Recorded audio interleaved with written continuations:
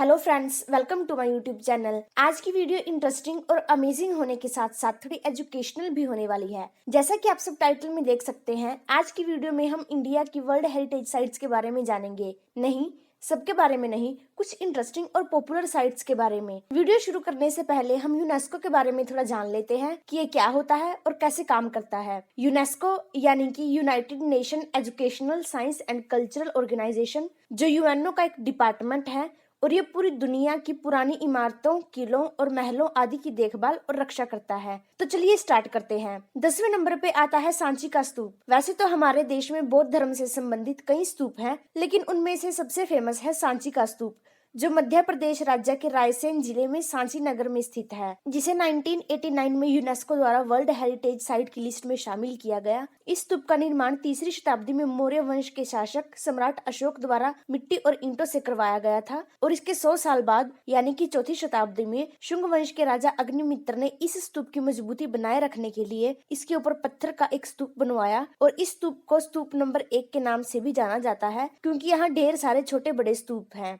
इन स्तूपों के अंदर महात्मा बुद्ध के अवशेषों को रखा जाता है, जिसे भारत से ही नहीं बल्कि पूरी दुनिया से लोग देखने आते हैं। इस प्रसिद्ध स्मारक को आरबीआई द्वारा 200 के नोट पर भी चित्रित किया गया है। 9वें नंबर पे आता है नालंदा महाविहार। दरअसल नालंदा शब्द संस्कृत के 3 शब्द ना, अलम और दा से मिलकर बना है, जिसका मतलब है अनस्टॉपेबल फ्लो ऑफ नॉलेज। आइए जानते हैं इस यूनिवर्सिटी के इतिहास के बारे में। नालंदा यूनिवर्सिटी भारत की सबसे पुरानी यूनिवर्सिटीज में से एक है, जो पटना से लगभग 88 किलोमीटर दूर राजगीर में स्थित है और 2016 में इसे वर्ल्ड हेरिटेज साइट घोषित किया गया, जो प्राचीन भारत की उच्च शिक्षा का सबसे महत्वपूर्ण और प्रसिद्ध केंद्र था। इस विश्वविद्यालय को बनाने का श्रेय गुप्त वंश के शासक कुमार गुप्त को जाता है, जिसकी जानकारी हमें हुएन सांग की बुक सीयूकी से मिलती है। हुएन सांग के अनुसार उस समय यहाँ लगभग 10,000 स्टूडेंट्स को पढ़ाने के लिए 2,000 टीचर्स थे। इस यूनिवर्सिटी को चलाने के लिए महान सम्राट हर्षवर्धन का ही नहीं बल्कि अनेक विदेशी शासकों का भी सहयोग मिला, क्योंकि पूरी दुनिया से विद्यार्थी यहाँ पढ़ने आते थे। सन 1202 में बख्तियार खिलजी ने नालंदा यूनिवर्सिटी में आग लगा दी और उस समय वहाँ लगभग 90 लाख किताबें थी और कहा जाता है कि ये आग 4 महीनों तक जलती रही, जिसमें ऐसी किताबें थी जो भारत के विश्व गुरु होने का सबूत थी। 8वें नंबर पे आता है रानी की वाव। वाव का मतलब है बावड़ी यानी कि सीढ़ीदार कुआं। ये बावड़ी भारत में गुजरात राज्य के पाटन में स्थित एक लोकप्रिय बावड़ी है। पाटन शहर को पहले अनहिलपुर के नाम से भी जाना जाता था, जो गुजरात की राजधानी भी रही है। 2014 में इसे यूनेस्को द्वारा वर्ल्ड हेरिटेज साइट्स में शामिल किया गया और 2018 में इसे आरबीआई द्वारा 100 रुपए के नोट पर चित्रित किया गया। जहां ज्यादातर स्मारक राजाओं द्वारा अपनी रानियों की याद में बनवाए गए हैं, वहीं रानी की वाव ऐसी पहली बावड़ी है जिसे एक रानी द्वारा अपने पति की याद में बनवाया गया है। इस बावड़ी का निर्माण आज से लगभग 950 साल पहले सोलंकी राजवंश की रानी उदयमती ने अपने पति भीमदेव प्रथम की याद में करवाया था। रानी की वाव सभी बावड़ियों में सबसे बड़ी और फेमस बावड़ी है, जो 64 मीटर लंबी, 20 मीटर चौड़ी और 27 मीटर गहरी है। ये बावड़ी अपनी कलाकृतियों और अंडरग्राउंड वाटर कंजर्वेशन के कारण जानी जाती है, जो प्राचीन भारत की कला का एक उत्कृष्ट नमूना है। 7वें नंबर पे आता है फतेहपुर सीकरी। फतेहपुर सीकरी को सन 1571 में मुगल बादशाह अकबर द्वारा बसाया गया था, जो यूपी के आगरा जिले में स्थित ताजमहल से लगभग 41 किलोमीटर दूर है और सन 1571 से लेकर 1585 तक ये शहर मुगल साम्राज्य की राजधानी भी रहा है। फतेहपुर सीकरी एक प्रसिद्ध मस्जिद के रूप में जाना जाता है, जो मक्का में स्थित मस्जिद की तर्ज पर बनाई गई है। मस्जिद के प्रवेश द्वार पर 54 मीटर ऊंचा बुलंद दरवाजा भी है, जिसका निर्माण अकबर ने सन 1573 में गुजरात पर विजय प्राप्ति की याद में करवाया था और 1986 में इसे यूनेस्को द्वारा वर्ल्ड हेरिटेज साइट घोषित किया गया। 450 साल पुराना होने के बावजूद भी ये दरवाजा आज भी बिल्कुल नया सा लगता है और दरवाजे पर पुराने जमाने के किवाड़ भी ज्यों के त्यों लगे हुए हैं। इसी दरवाजे से होकर शेख सलीम चिश्ती की दरगाह में प्रवेश किया जाता है और कहा जाता है कि अकबर को पुत्र की प्राप्ति इसी दरगाह पर प्रार्थना करने से हुई थी और इसी खुशी में अकबर ने इसे राजधानी बनाने का निर्णय लिया। 6ठे नंबर पे आता है हम्पी। हम्पी शब्द पंपा शब्द से निकला है, जो आज हम्पी के नाम से जाना जाता है। हम्पी मध्यकालीन युग में हिंदू राज्य विजयनगर की राजधानी हुआ करती थी, जो तुंगभद्रा नदी के तट पर स्थित है। सन 1986 में इसे वर्ल्ड हेरिटेज साइट्स के रूप में जाना जाने लगा और कहा जाता है कि किसी समय यहाँ एक समृद्ध सभ्यता निवास करती थी। ये जगह अपने मंदिरों, महलों और इमारतों के लिए जानी जाती है और हर साल यहाँ हजारों की संख्या में पर्यटक घूमने आते हैं। हम्पी का विठाला मंदिर परिसर सबसे शानदार और लोकप्रिय स्मारक है और यहाँ एक मेन हॉल बना है जो 56 पिलर्स पर खड़ा है और कहा जाता है कि इन पिलर्स को थपथपाने से संगीत की ध्वनियां भी सुनाई देती हैं। हॉल के पूर्वी हिस्से में एक शिला रथ खड़ा है जो वास्तव में पत्थर के पहियों पर चलता था, जिसे आरबीआई द्वारा 50 रुपए के नोट पर भी चित्रित किया गया। 5वें नंबर पे आता है महाबलीपुरम। महाबलीपुरम को मामल्लपुरम के नाम से भी जाना जाता है, जो तमिलनाडु राज्य के चेंगलपट्टू जिले में स्थित एक ऐतिहासिक शहर है। दरअसल ये शहर पुराने मंदिरों और सागर तटों के कारण जाना जाता है, जिसका निर्माण 8वीं शताब्दी में पल्लव वंश के राजाओं द्वारा करवाया गया था और सन 1984 में इसे वर्ल्ड हेरिटेज साइट घोषित किया गया। वैसे तो ये पूरा शहर ही मंदिरों के लिए फेमस है, लेकिन इनमें से सबसे लोकप्रिय मंदिर अर्जुन